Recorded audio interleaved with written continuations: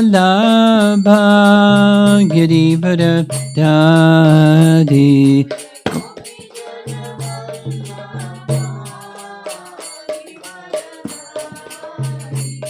Gopijana Balabha Girivara Dadi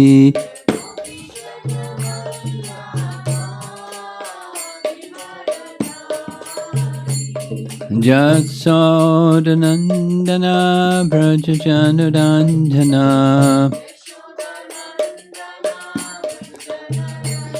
Jasodanandana Brajajanarandana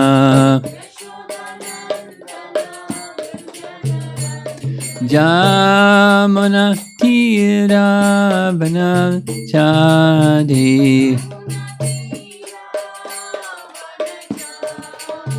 Jamuna Tiravana Chadi Jaya Radha Madhava Kunjabi Hadi Madhava Kunjabi Jaya Radha Madhava Kunjabi Hadi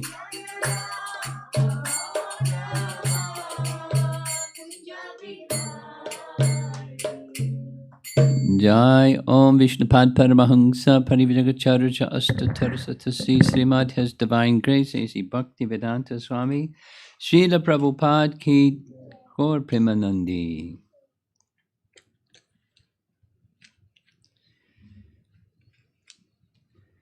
So because we have you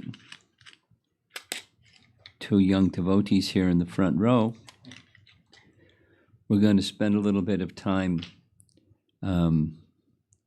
getting you involved in the subject matter a little bit, if that's okay. Okay. I'm just going to share some things with you about Lord Brahma. And here's a few things. At the very, very, very, very beginning of creation, he's the firstborn living being. Lord Brahma comes directly from Lord Vishnu, from the body of Lord Vishnu. The total karma of all the living entities within the entire universe, the karma of the living entities within the universe, manifests itself as a lotus stem and a lotus flower, and Brahma appears on top of that lotus flower. And he's very intelligent, firstborn living being. But there's no universe yet. There's just Vishnu and darkness in all directions within the universe. Because half of the universe is water, the Garbhodak ocean. Bottom half of this universe is water. And the upper half, where Garbhodakshai Vishnu rests, comes Lord Brahma, who appears at the very, very top of the universe. And many things happen, but Brahma, in addition to being the firstborn living being, he is given potency by Vishnu and a plan how to build the universe and all the ingredients to build the universe and self-knowledge. He becomes a fully self-realized person and he builds the universe.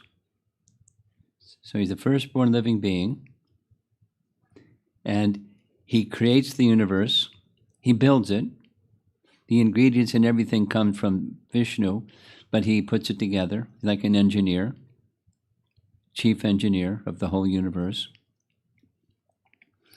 And then he fills up the universe with living entities, so he's the original grandfather of all living entities, all species, not just humans, but all species. He's the original grandfather. And another thing, the fourth thing, is he gives knowledge. So the firstborn living being, he creates the universe, He fills up the universe with living beings, and he gives knowledge. All the Vedas are manifested first within him, and he disseminates that knowledge of the Vedas to others. So that's where we get the Vedas from Brahma, and Brahma gets them directly from the Supreme Lord, from the Lord in his heart, and he manifests them. And so now the universe is built, and within this universe, there's this Earth planet. That's where we are now. That's just a small part of the whole universe. And it's in the middle range of all the planetary systems within the universe. And Krishna makes his appearance once in every day of Brahma, which is a long number of years, in Vrindavan. So Krishna appears in Vrindavan once in a day of Brahma. And when Krishna appeared in Vrindavan, Lord Brahma, because Brahma's planet is in the topmost place in the whole universe, and he comes down to this middle region of planets in the universe and visits Krishna in Vrindavan. He wants to pay his respects to Krishna in Vrindavan. And when he sees Krishna's pastimes in Vrindavan,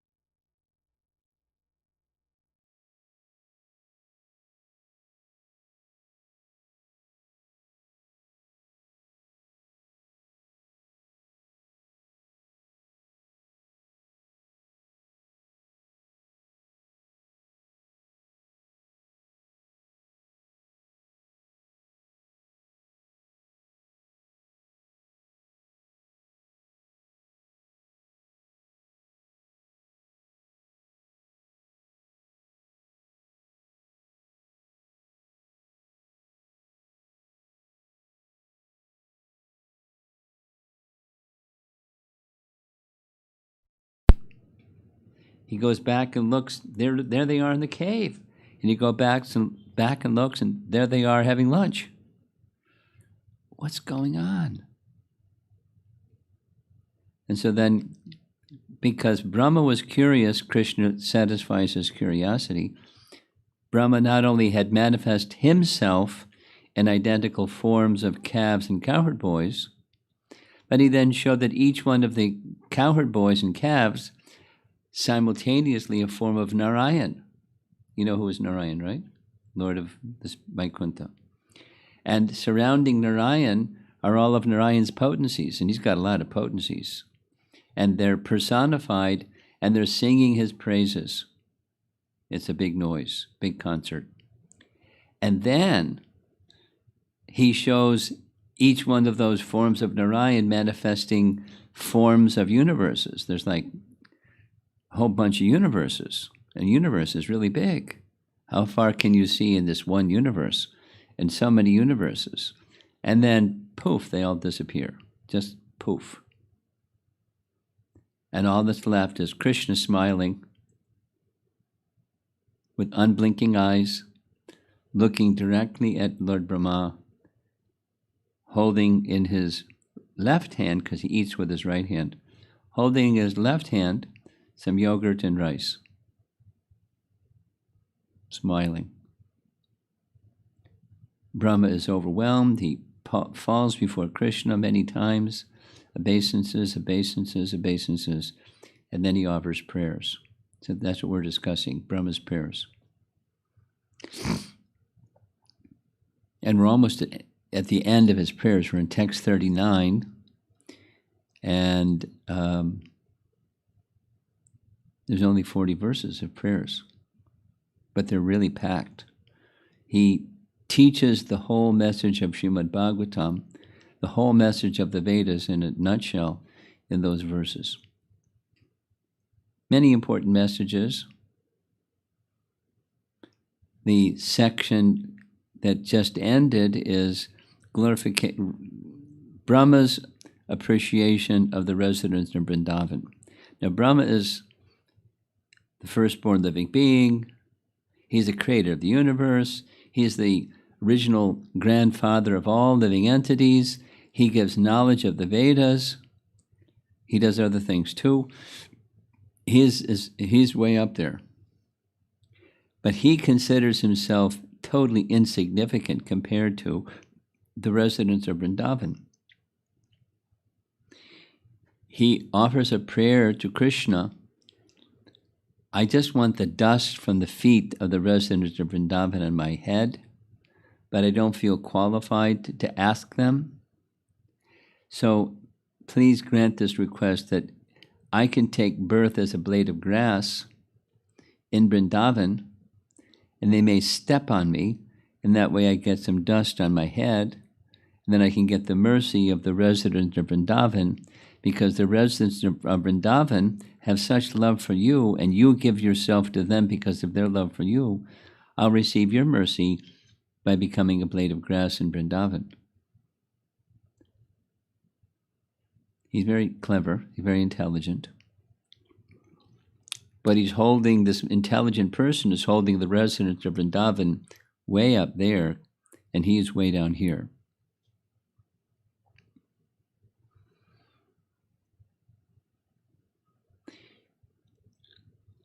He's recognizing that form of Krishna that's in front of him is the source of everything. Everything material, everything spiritual comes from him. The universes come from him. The avatars within the universe come from him. All living entities come from him. All matter comes from him. Everything comes from him. And it's this little boy. And he's Brahma, the firstborn living being. He says, "You're my father." And Krishna said, "Wait a minute. You're the firstborn living being, and I'm just 7 years old. What are you saying?" And Brahma says, "It's true. You're my father. I'll prove it." And he gives 3 proofs. We won't go into it. We already did that. He understands, although Krishna is assuming this small, childlike form, he's actually the original source of everything. Within Krishna is everything. And he realizes it, not just he read it in a book some time ago. He realizes it in personal experience. But he said so many things in prayer, and Krishna hasn't even responded a word, not even a glance. So he's now going to make a request of Krishna, not like you hurt my feelings because you didn't say anything, but I have the sense that all of my words mean nothing compared to the love that the cowherd boys have for you, and you want to go back and finish your lunch with the cowherd boys. So please give me your instruction and permission, and I think I should go back to Brahmaloka. Completely humbled and ashamed that I stole the calves and cowherd boys, and it was a bad thing. I asked for forgiveness. You didn't say anything. I asked to take a blade of grass. You didn't say anything. I think my words are meaningless, and I'd like to not make a fool of myself any further, and I'll let you carry on with your pastimes with the cowherd boys. That's this evening's verse. I'm going to read the translation.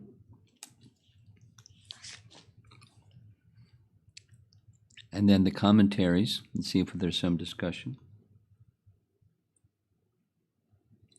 So this is Canto 10, Chapter 14, Text 39. My dear Krishna, I now humbly request permission to leave. Actually, you are the knower and seer of all things. Indeed, you are the Lord of all the universes, and yet I offer this one universe unto you, because he built it. Now he's built it, now he's offering it to the one who it really belongs to. And here's the purport. In his Krishna book, Prabhupada has quoted Lord Brahma as follows. You have a Krishna book? Yes? Yes or no? Yes. So maybe sometime you can read this story. It's nice. My dear Lord, Brahma says, although you are the Supreme Lord of all creation, I sometimes falsely think that I am the master of this universe. I may be the master of this universe, but there are innumerable universes, and there are also innumerable Brahmas who preside over these universes. But actually, you are the master of them all. As the supersoul in everyone's heart, you know everything. Please, therefore, accept me as your surrendered servant. I hope that you will excuse me for disturbing you in your pastimes with your friends and calves. Now, if you will kindly allow me, I will immediately leave so you can enjoy your friends and calves without my presence. Unquote. And there's a Sanskrit reference from this verse. Sarvam tvam vetsi sarvadrik. These words are very significant. Lord Krishna knows that everything, Krishna knows everything and sees everything. And therefore, Lord Brahma did not need to remain in Vrindavan to maintain his personal loving contact with the Lord. In fact, as the creator of the universe, Lord Brahma was somewhat out of place in the simple, blissful atmosphere of Vrindavan, where Lord Krishna was exhibiting his supreme opulences in herding cows, enjoying picnics, playing games, and so on. Paragraph. Upon seeing the intense love of the residents of Vrindavan for Krishna, Brahma felt unqualified to remain there. He was not eager to give up the Lord's association, but he felt it better to return to his personal devotional service in Brahmaloka. Somewhat embarrassed and unhappy over his foolish attempt at bewildering the Lord, Brahma preferred to resume his transcendent loving service rather than trying to enjoy the Lord's presence. We have a few commentaries, and we're going to start with Vishwanath Chakravarti Thakur. So Krishna is speaking. Oh, Brahma, so what if you cannot understand fully my powers? Can I understand your powers? Paragraph. In order to express the fact that he can no longer answer, Brahma, with shame, makes the following request, quote, please give the order which expresses your true thoughts. Give the order to the fallen person himself, unqualified to remain before you for another minute. As I am most fallen, I will go to the suitable fallen place, Brahmaloka. O Krishna,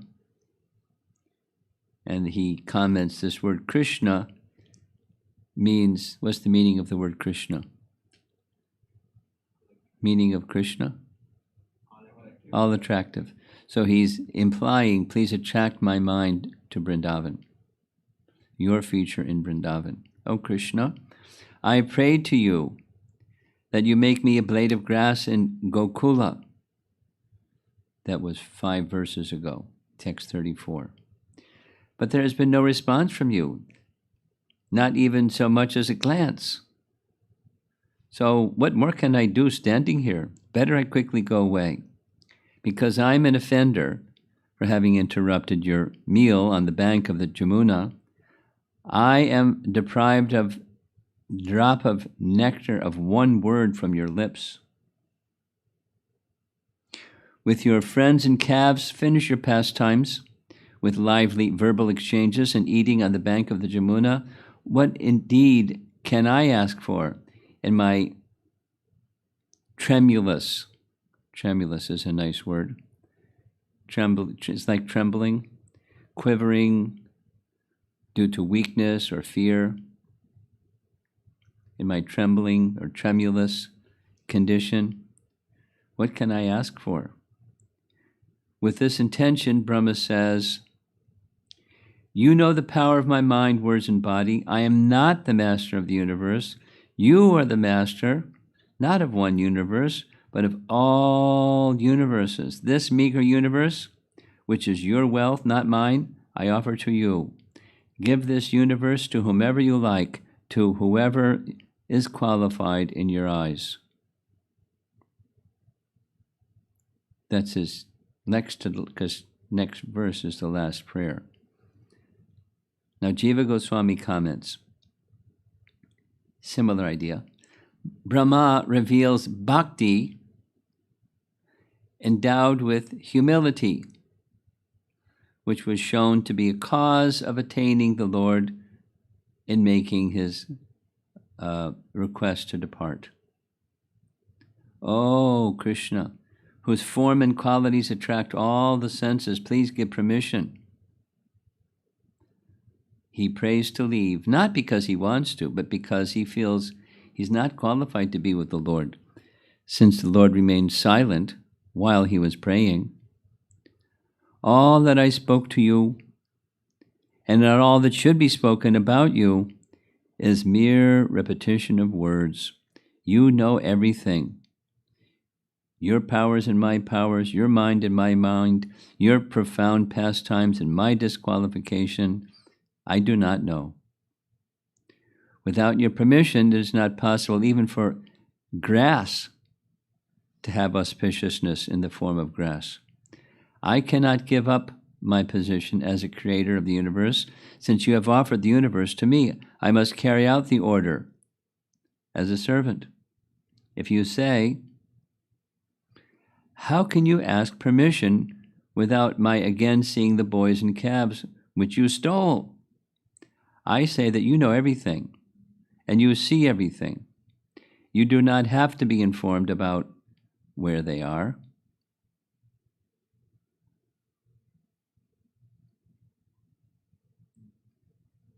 Now, have you ever thought, Brahma put the boys and the calves in a cave. So what happened after that? Are they like still in the cave? Because when it's over, they're having lunch with Krishna, so they must have somehow made it back from the cave to the lunch place. There's no description. We have very astute listeners, so I'm anticipating that question. I'm getting used to our listeners asking really tough questions. Hare Krishna.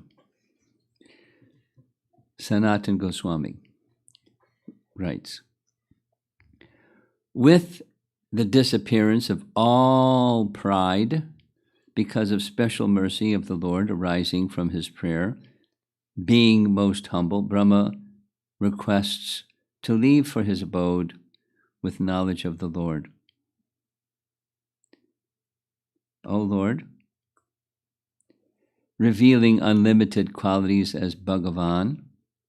You alone know your greatness, described in what I said, because you are omniscient, Sarvadrik. Being omniscient, do you not know everything? Since you are unlimited, I cannot praise you. Thus I will now depart.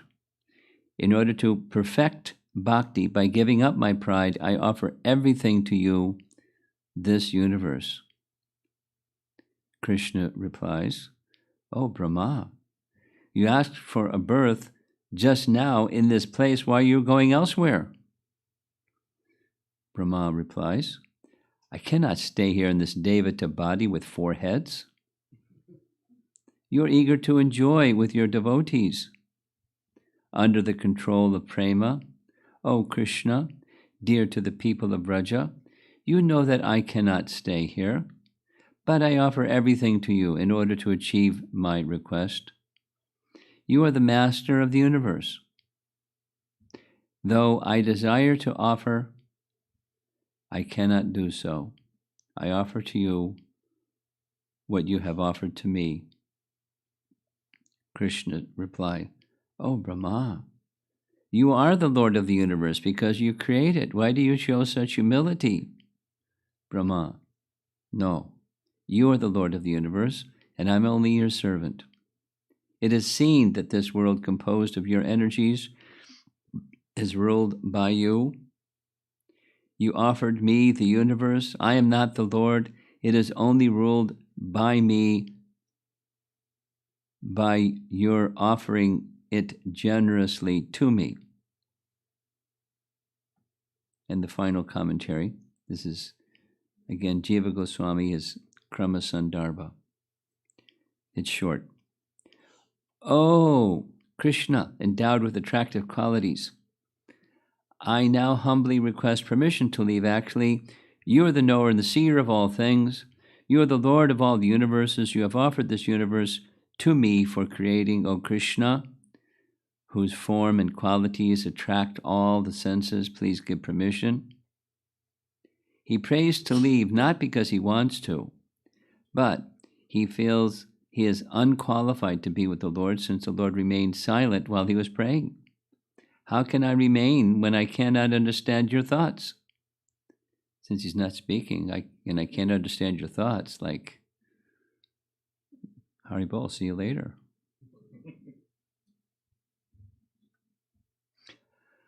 "But I cannot give up the object of my vision. You have offered this universe to me. It is suitable for the servant to follow your order." And so that's next to the last of his prayers.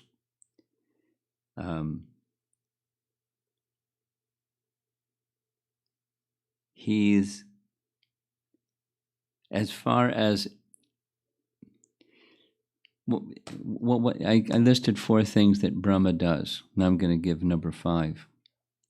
And this comes in his prayers also.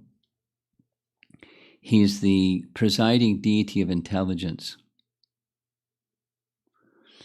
There's, according to the Sankhya system, there's 5 senses for perception or acquiring knowledge, 5 senses for action. 5 plus 5 generally equals 10.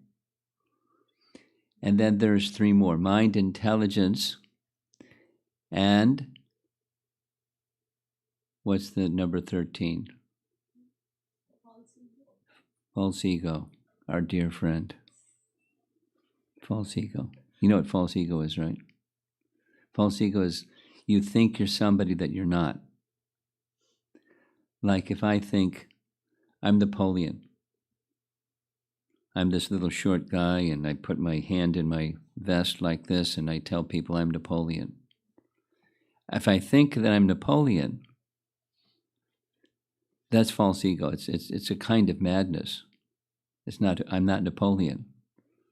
But if I think I'm Napoleon, that's madness.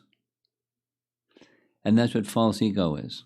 False ego is thinking we're somebody that we're not.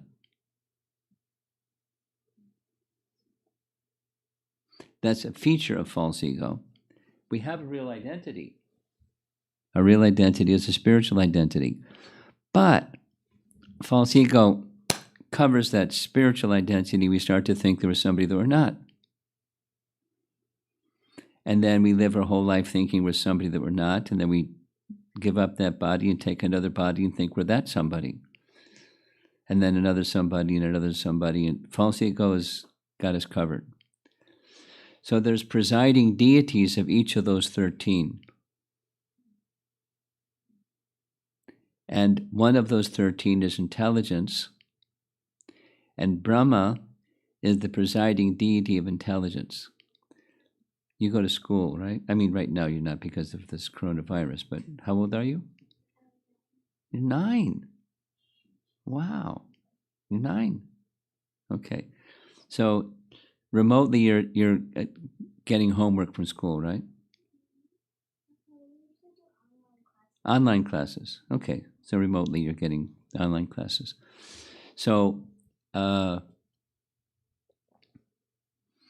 do your homework, you have to use your intelligence. But sometimes your intelligence doesn't work as well as you'd like it to work, and sometimes it works really well. So you should know that according to the Vedic picture, Brahma is the presiding deity of intelligence. Just like some people can run real fast. We were driving to come to your home, and there was this young fellow who was running as fast as the car was going. We had to go those speed bumps, so we had to slow down. But so that running is something that one of the organs, or the legs, do. It's the power of locomotion. But supposing somebody is paralyzed, or their legs are amputated, what happens? The power of locomotion may be replaced by those instruments with some other instruments, like maybe a wheelchair or something, because it's the power of locomotion.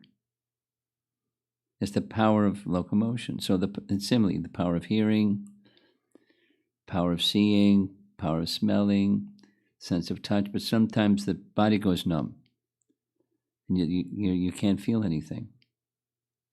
So the power can be restricted. I mean, there's some way of describing what's going on with the circulatory system, but the power is being restricted.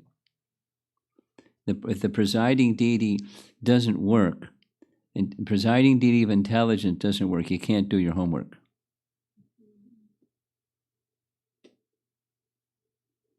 You can't even walk up and down the stairs. You can't, anything that requires intelligence, working with other of the senses. We're dependent upon these persons. So when Brahma puts the universe together, he knows all of this. He knows who's who and what's what and how to fit this puzzle piece together with that puzzle piece. It's very complicated, very, very, very involved. One of the homes we visited,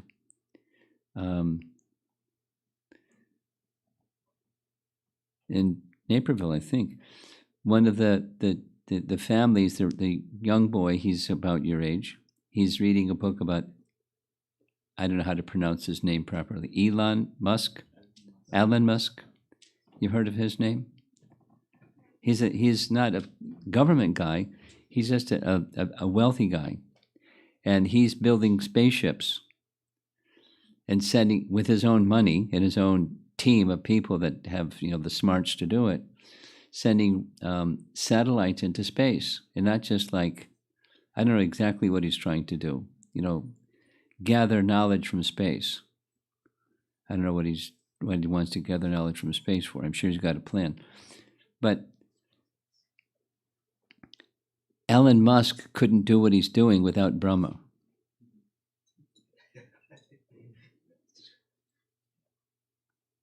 What to speak of the resources that come from, and Brahma can't do what Brahma does without the personality Godhead, without Super Soul. So everything's resting on Super Soul. And Brahma is saying, you're Super Soul. You're the source of all super souls. You're the source of all ingredients. You're the source of me. You're the source of everything. And you don't want to talk to me. And I think that's because you want to finish lunch with the Cowherd boys. So I'm an intruder. I'm an offender. I think I better stop talking. I think I better excuse myself and go back to the service that you gave me and overseeing the universe. But let me do it in the mood of I'm your servant. It's your universe, and I'm the instrument of you to oversee the universe. That's your universe. You're the owner and I'm the manager. There's a difference between the two. Like there's lots of places that we passed coming over here. There's some homes and there's some apartments. In the apartments, there's a developer that built the thing, and then there's somebody that buys it from the developer, and he's the owner. And then somebody rents from the owner, or they rent from a manager of the owner, but the manager is not the owner. And the tenant is not the owner. The owner is the owner. And the profits and the losses and the lawsuits and everything else goes to the owner, not to the tenant or the manager. So Brahma I may be thinking this is my universe because I built it. Like the carpenter may be thinking that's my table because I built it. That's illusion.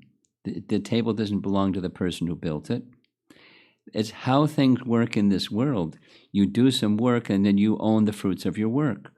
But in spiritual consciousness, the fruits of your work belong to the person that everything comes from.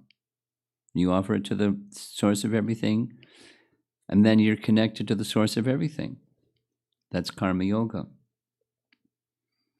Most people don't like karma yoga. They like to own things and try to be the enjoyer of the things that they own. And they're entangled in karma and the complexities of life because of that consciousness. So Brahma is beyond that. He's offering the entire universe, not just the table or the fruits of his work. He's offering himself, his mind, his body, his words, everything to Krishna's service. And then he goes back to his service. In the next verse, he's going to make his final statement and then depart back to Brahmaloka, having given to all of us, the readers of the Srimad Bhagavatam, a very elaborate picture of how it is that Krishna is the source of everything, how the residents of Vrindavan are most intimate in their loving relationship with Krishna amongst all living entities anywhere in the spiritual or the material world. They're the best. That's what we're learning from Brahma. So let's see if there's some discussion.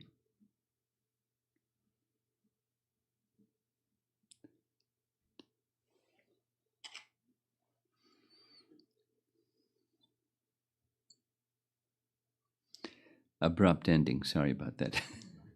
Caught you off guard.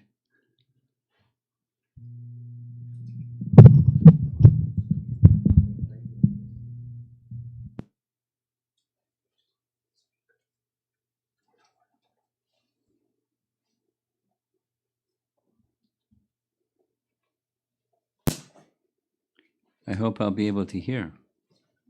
Go ahead, start. Can you speak? You got the microphone? Speak. Go ahead. Go ahead. Okay. Hare Krishna.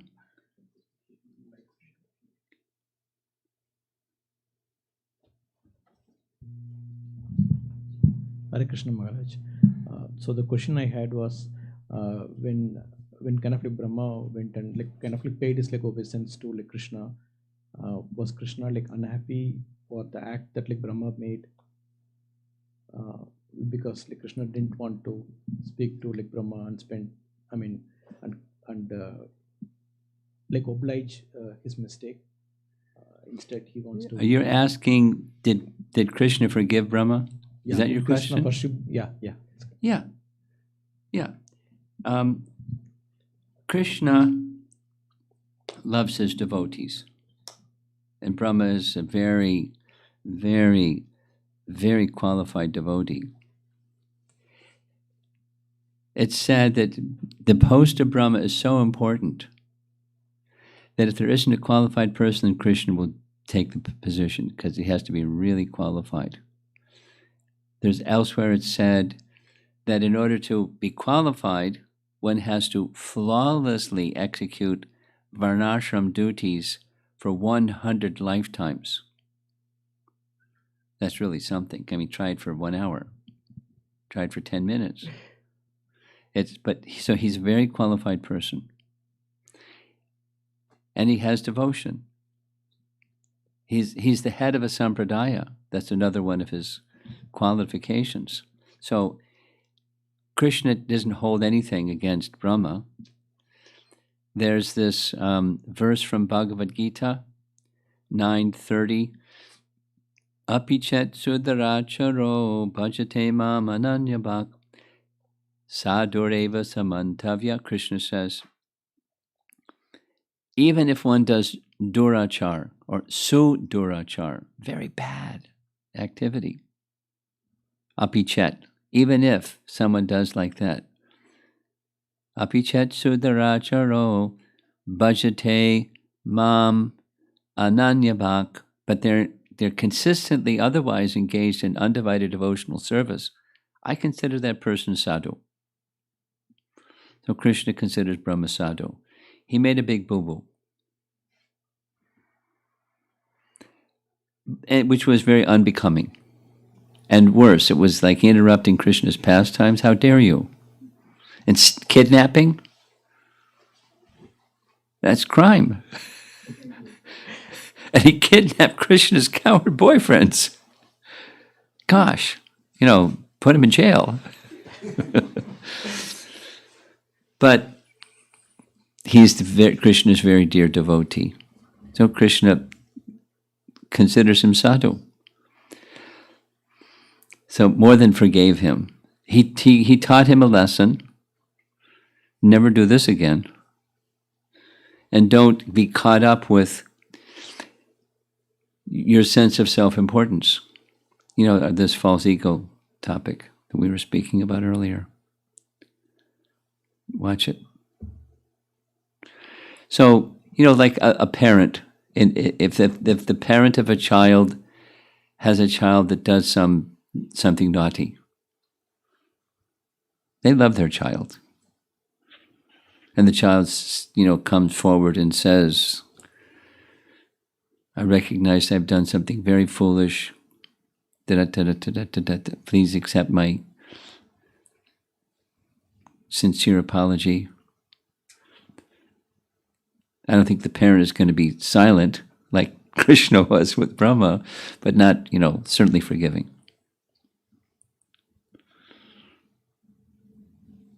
Okay.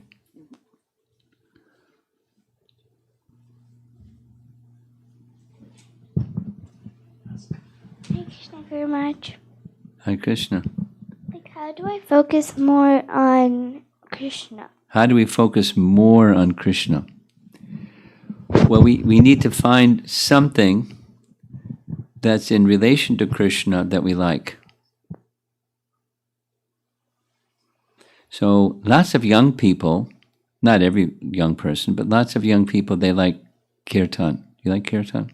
Yeah. So then get together with your friends and do kirtan.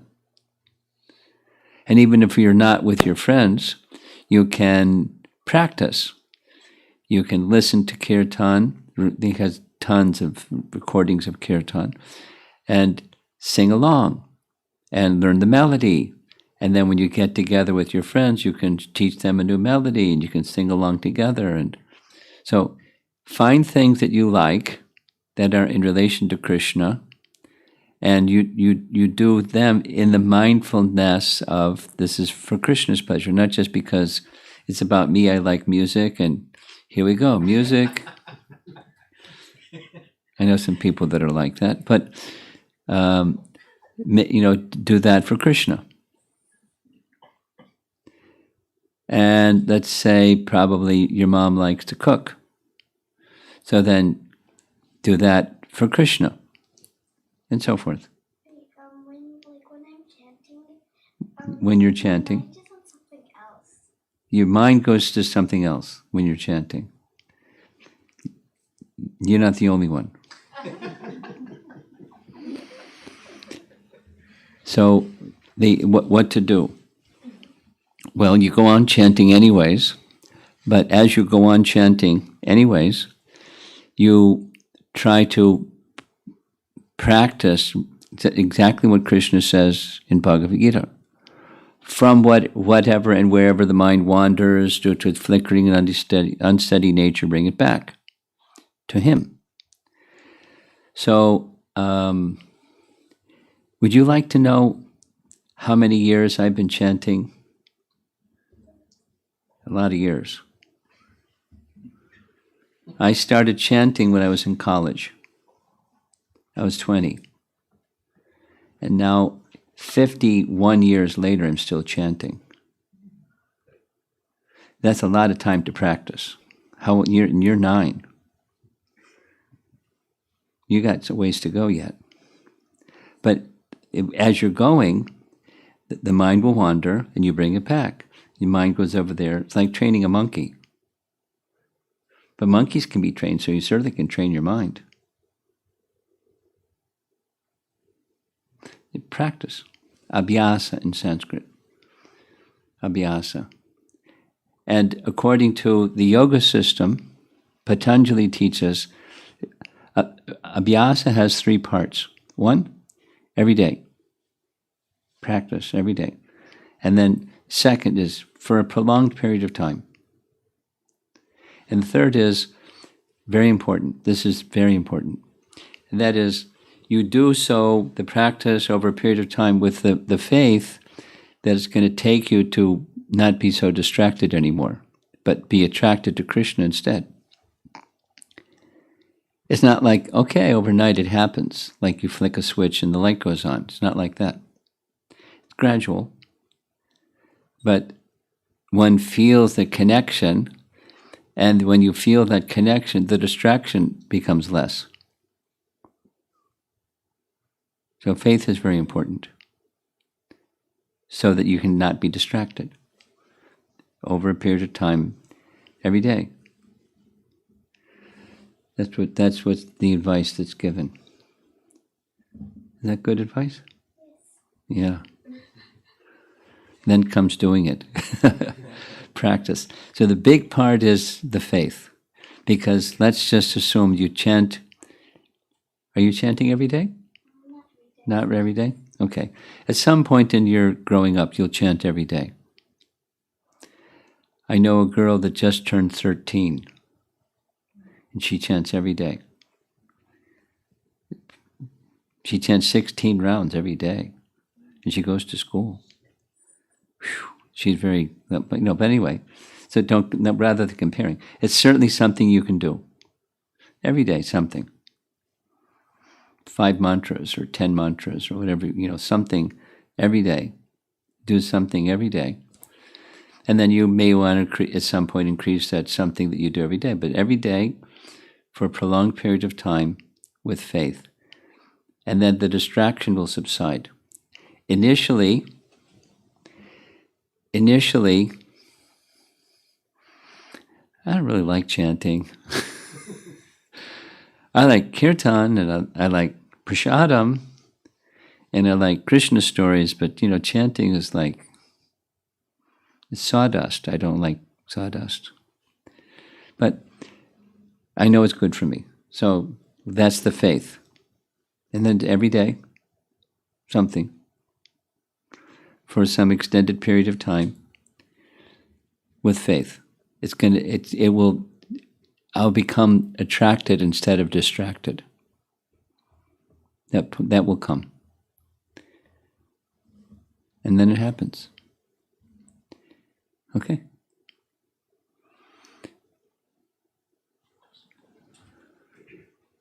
Thank you for that nice question. Yeah. Guru Maharaj, question from Radhika Priya. Um, when Lord Brahma was praying, why Lord Krishna was not replying anything, and rather he wanted to play with his cowherd friends? Well, that should be, within her question is the answer. He wanted to play with the cow. Yeah. If he said something, there'd be likely further exchange. So there wasn't any further exchange. He didn't say anything. He wanted to go back with the cowherd boys. That was his happiness. And it was also curbing pride of Indra, of Brahma.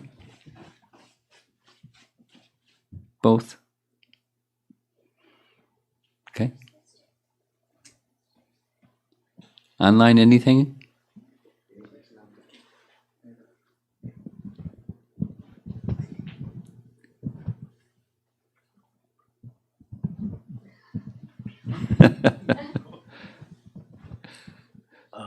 Question is from Archana Mataji. Hey Krishna Guru Maharaj, in one class I heard Lord Brahma was curious to understand the potency of Krishna. Sometimes I might be heading in wrong direction out of curiosity. Out of curiosity, how to be cautious, because curiosity is natural also. What is the application of curiosity in Krishna consciousness? Well, curiosity is good. Just don't exercise curiosity in a matter that's offensive. Wanting to know is good. It's encouraged. Brahma jigyasa is good. Go about it in the right way, not by the power of speculation. That's built into Brahma's lesson here, his prayers. Jnane prayasa udapasya.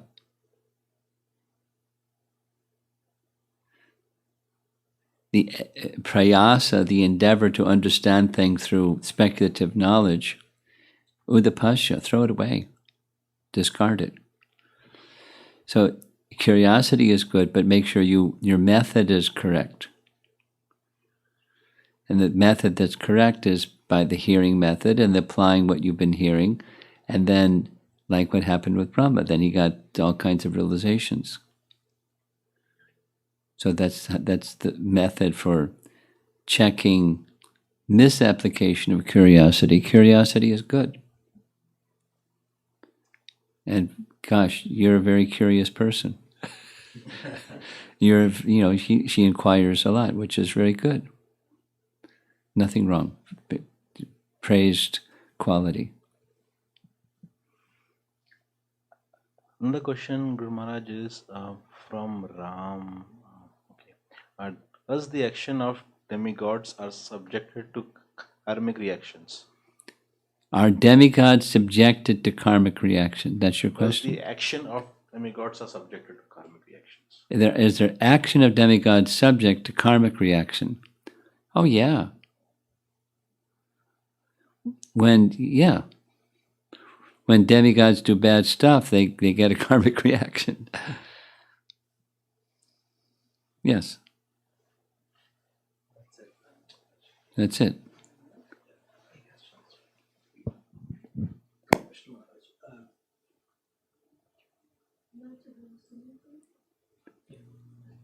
One question I had actually. He's on. Actually, how does Krishna look at the act of Lord Indra when compared to the act of Lord Brahma? Because I think Lord Indra did a lot of He did bad stuff. He did a lot of bad stuff. So compared to these two, how does Krishna? It's very. What Indra did was attempted murder of the Brijbasis, of the cows, and of Krishna. That's bad stuff. And out of pride. The motivation was, terrible. With Brahma, he was curious. He did some bad stuff. But it didn't take, 7 days and 7 nights for Brahma's, misgivings to have to get corrected. Because Indra kept that torrential rain going for 7 days, 7 nights. That the Samvartaka cloud, the cloud that pours down rain at the time of devastation. He was like, he was out of control.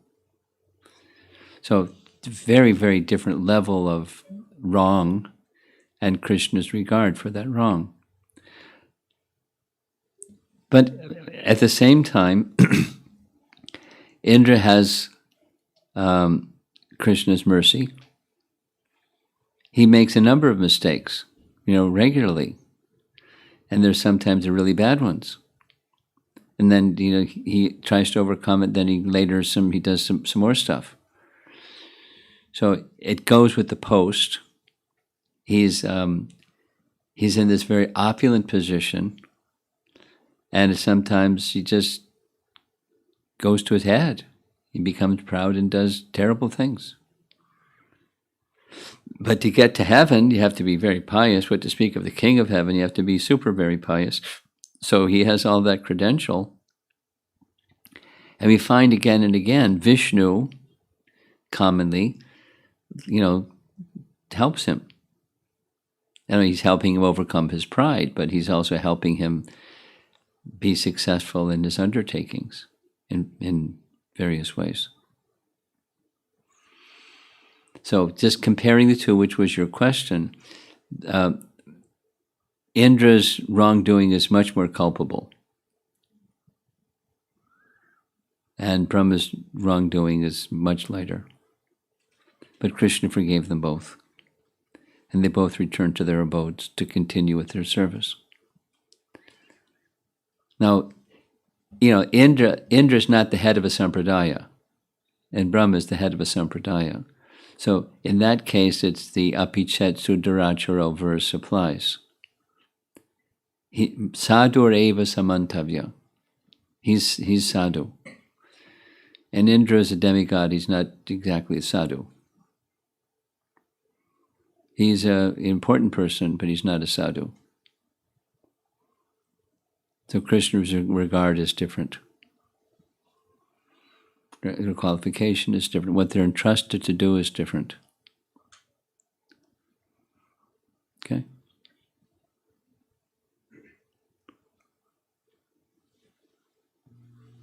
Guru Maharaj, follow-up question from Radhika Priya Mataji. For my own purification, if I sincerely pray to Lord Krishna, how will I understand that Lord Krishna will be answering to my prayers? He didn't give any answer to Lord Brahma. Well, if you have the good fortune of standing before Krishna and offering his prayers, offering your prayers to him, likely you're going to get an answer that you can hear. But it's not that if you don't have Krishna standing before you, he's not hearing. He's hearing. He's hearing the prayers of Brahma. And Krishna will hear your prayers. Now, how Krishna responds, in what manner, that's completely up to him. But he's hearing your prayers.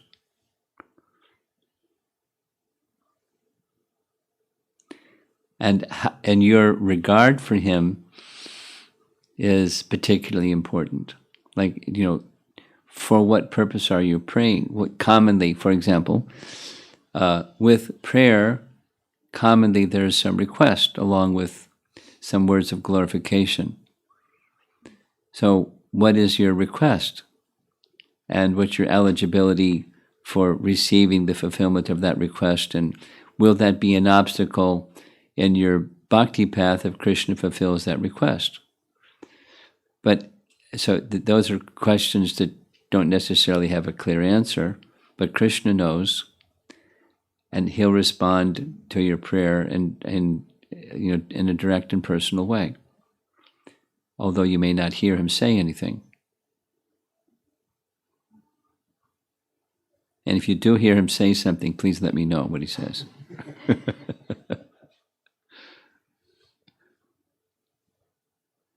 Okay. Are we done?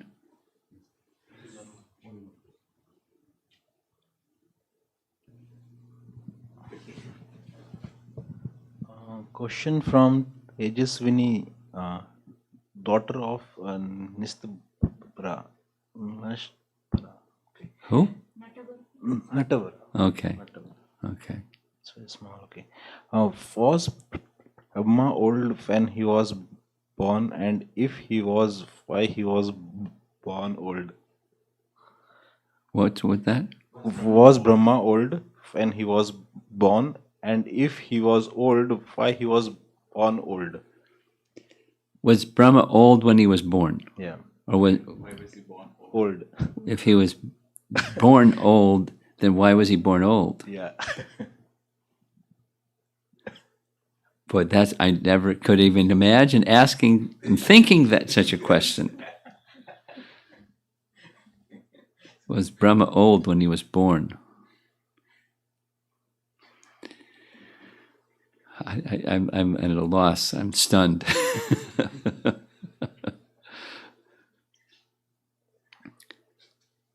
Well, he didn't appear in a normal way.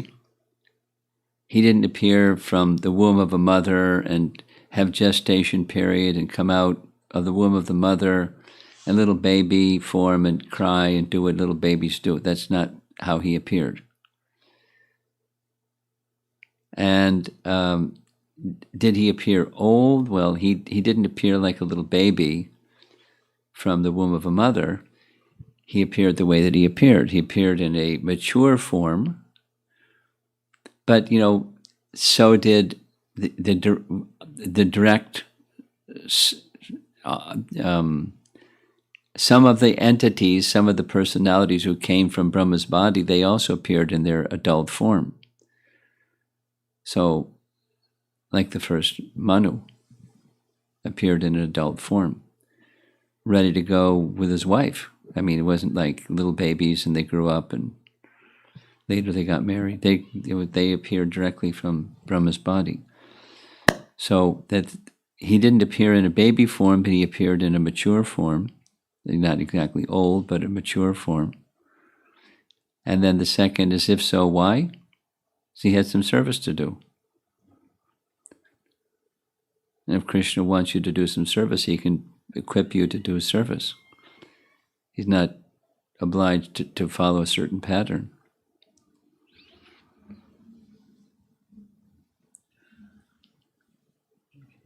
Another question. How old is the person asking the question? Around 11. Okay. Another question is from Shashi Rekha Devi Mataji. Hare Krishna Guru Maharaj, if everyone is subject to karmic reaction, what can be the destination of Indra? Does Indra in all yugas exhibit same kind of behavior? I read Bali Maharaj will be next Indra. Will also behave in similar manner as previous Indra has behaved? Well, it's not the primary demigods change with each Manu, not each day of Brahma, but each Manu. There's 14 Manus during each day of Brahma, and the demigods are appointed. They're a post, kind of like a president becomes elected, and the president nominates his cabinet members, something like that. So Manu appoints persons to occupy different posts of demigods. So Indra is a post, and there's different persons that occupy the post, appointed by Manu. And there are differences, but there's patterns. It seems to go along with the territory. In other words, that if you get the post of Brahma on the one hand, but on the other hand, there's this enormous amount of piety to achieve that post. And with that piety comes an enormous amount of power and opulence, which may get the best of a person who, if they're given that they're not pure. Because if the person was pure, they wouldn't be in the post of Indra, they'd be in some higher situation. So it's a slippery slope, being in the post of Brahma. Lots of piety and lots of opulence and tendency to become overwhelmed by the opulence and the piety and the power.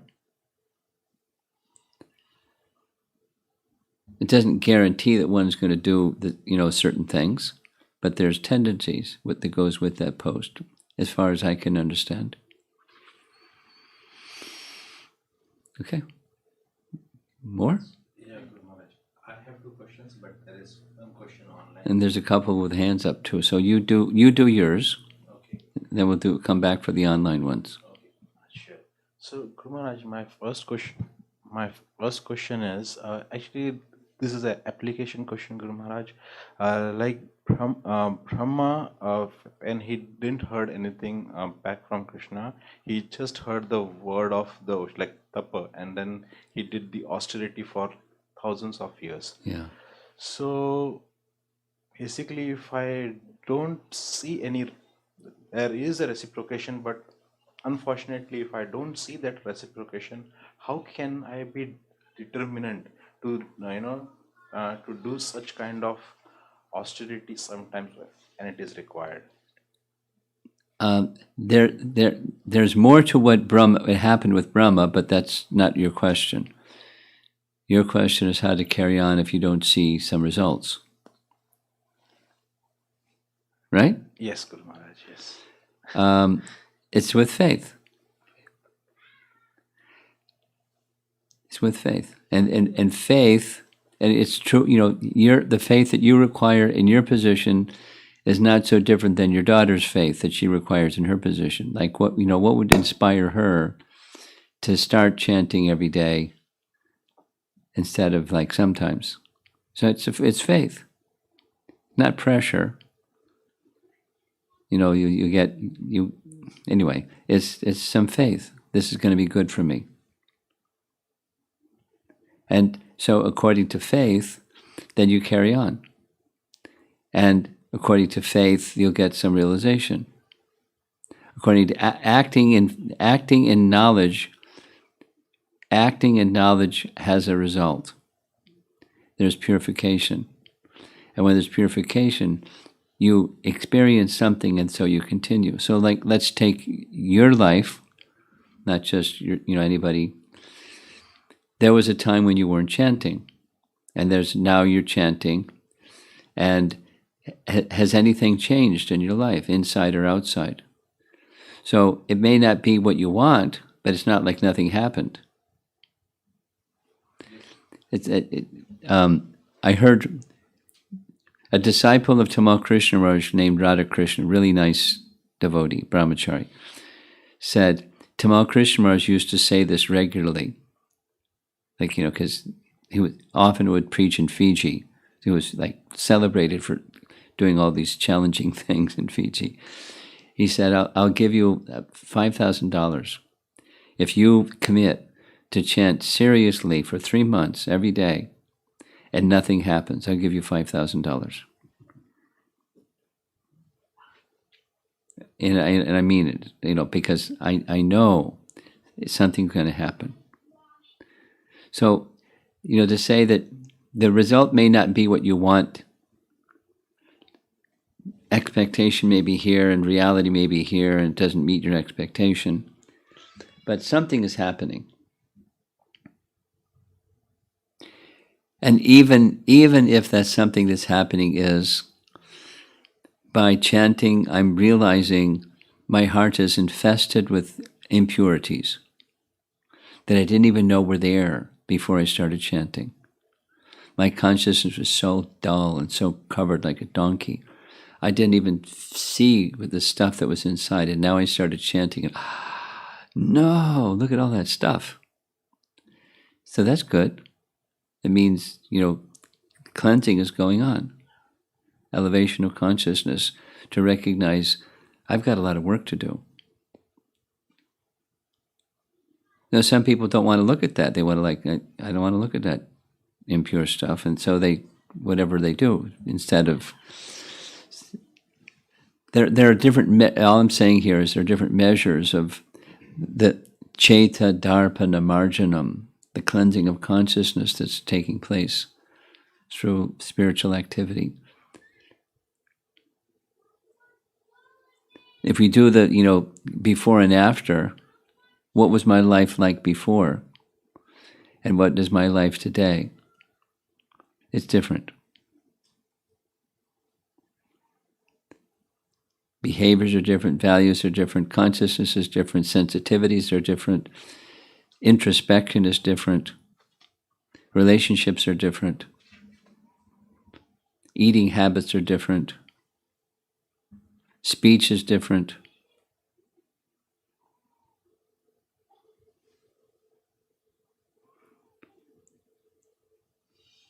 Okay. Maharaj, my another question was, I hope I'm able to. Okay, Maharaj, about my prescribed duties actually. Occupational life? Yeah, Guru Maharaj. So every day I actually pray that whatever I'm going to do today, it is on service to my Guru and Krishna, and just I offer it mentally. And if something good happens, I still offer it. But when something is bad, it affects me and it also impacts me while chanting. And I have the knowledge that I should not be attached, because we have that knowledge written in Bhagavad Gita, and I understand that, but somehow I feel that it is still impacting. Though I have the knowledge, but still it is impacting me. Keep going. It's purification. What you're saying is very common. There's what we know that's way up here, and where I am, it's way down here. There's a big gap between what I know and where I am.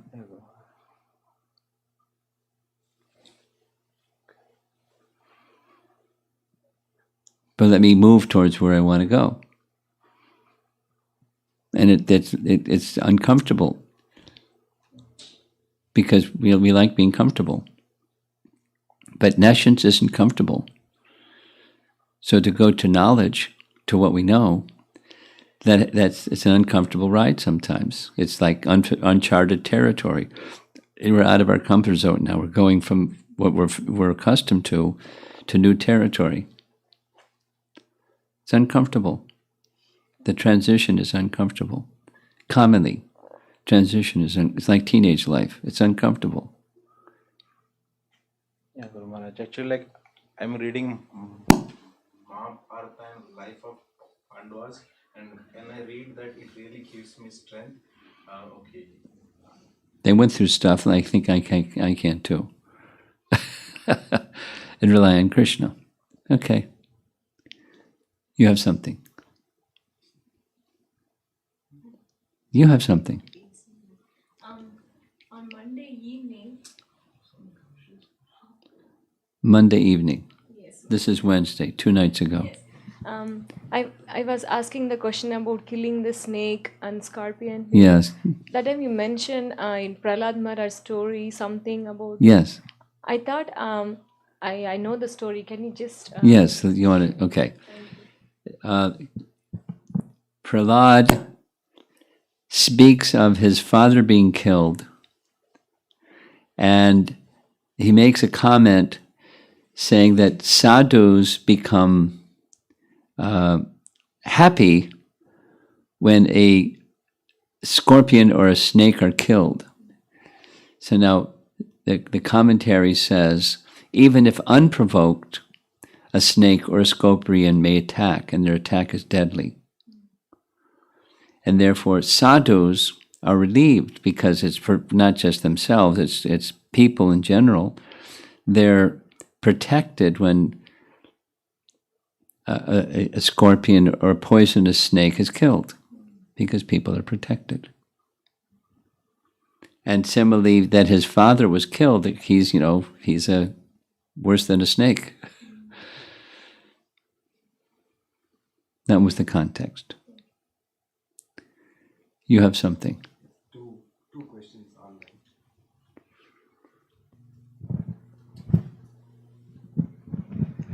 This question is from Amara Mataji. How Lord Brahma's curiosity was connected with false ego?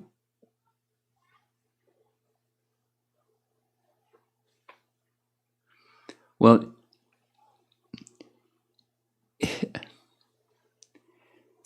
we don't speak of Lord Brahma as a living entity covered with false ego.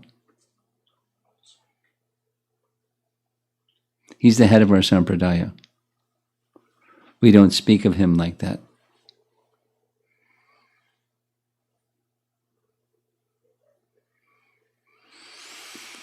So why did he do what he did? He was curious. And Krishna was taking the opportunity to rectify him. I mean, later in the 10th canto, there's this scene where Krishna's in Dwaraka and Krishna calls Brahma to come see him, all the way from Brahmaloka to Krishna to Dwaraka. So Brahma comes, and there's a whole chapter on it, but so many Brahmas come simultaneously. And he can see all of the Brahmas coming simultaneously, but they can't see him. And so he's realizing once again, he's being reminded by Krishna once again of his insignificance.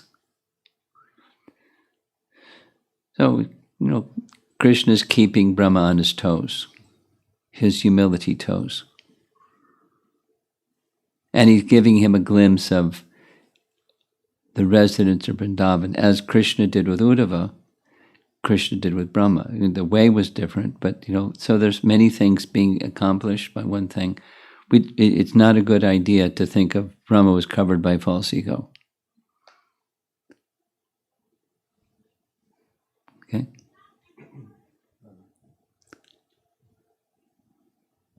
This question is from 9-year-old Adhika. Okay. I heard Indra's body is covered with eyes. Do they blink?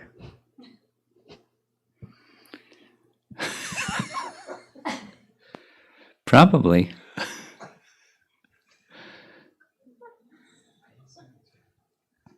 Something else.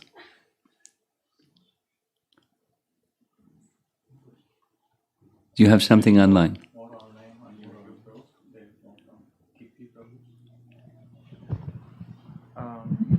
Kirti Prabhu is asking, I heard the following. Indra's offense brought residents of Raja closer to Krishna. Brought which closer? Residents of Raja. Residents of Braja. While Brahma's offense took the friends of Krishna away from him. Therefore, Brahma's offense was bigger. Is that true? Not true. Krishna, for 1 year, accepting the forms of the cowherd boys and calves, was fulfilling the desires of the mothers and the cows to have Krishna as their son or their calf. And the bulls were having Krishna as their son.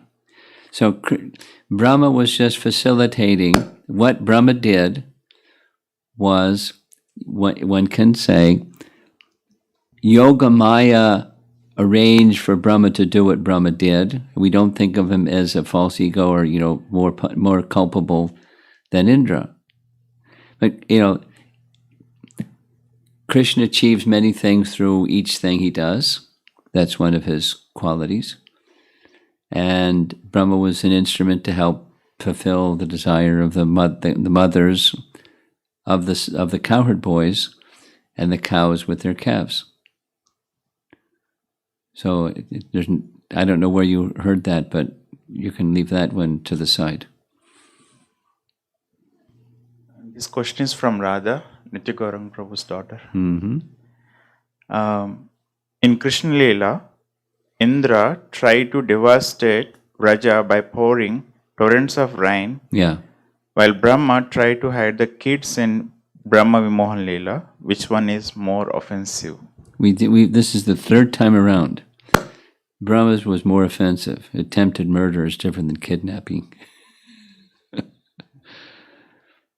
And the motivation was out of pride and anger at Krishna. And Brahma's was more out of curiosity. So it's very different. The answer is the same as the other two times.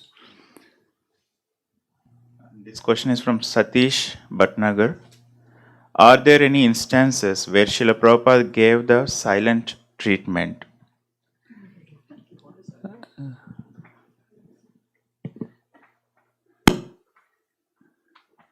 I'm sure there must have been. I'm not familiar. Hari Sori told the story that there are different levels of Prabhupada's response to misconduct or not following an instruction. And the first level was Prabhupada would very gently and clearly explain, this is not to be done, it should be done like this. And the second was, if once instructed, Prabhupada expected that one would learn from the first time. And if it wasn't done, not learned the first time, he would speak strongly and sometimes even become a little angry. And then the third time, he said, his lower lip would tremble. He would not say anything. That was, the silent treatment. But he was visibly displeased. Now, does that mean he's like a conditioned soul that got angry because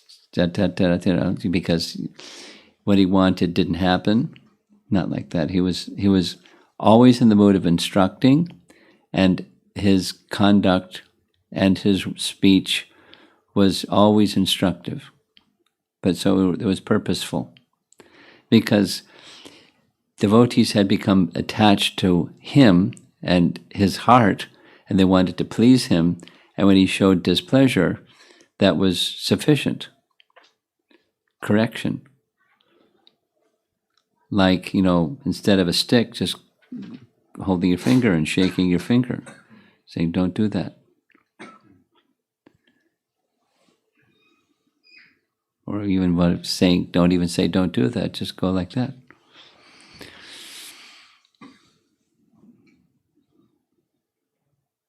Is that it? This is from Pratibhahu Prabhu. I think we'll make this the last one because it's late. Do you have something? Okay. Pratibhahu Prabhu. Okay, let's do Pratibhahu.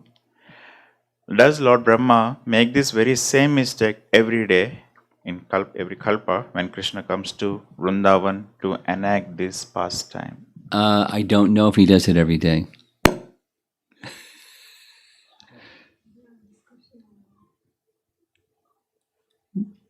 You have something? That's it? This is from Kirti Prabhu again. It is very difficult for me to make an apology, but when I do, I expect some response. Of course. How can I move to the position of recognizing that person I offended has a prerogative to respond when and how whenever they like it? Just like you have prerogative, you honor that they have prerogative. That's how you do it. And you let go of your expectation. The main gesture of apology is offering apology. And then what the other person does, that's their free will choice, as you have a free will choice to offer apology or not. Or when someone apologizes to you, do you respond or how do you respond? Allow for free will in the other person. Is that it? Okay. Srila Prabhupada ki jai.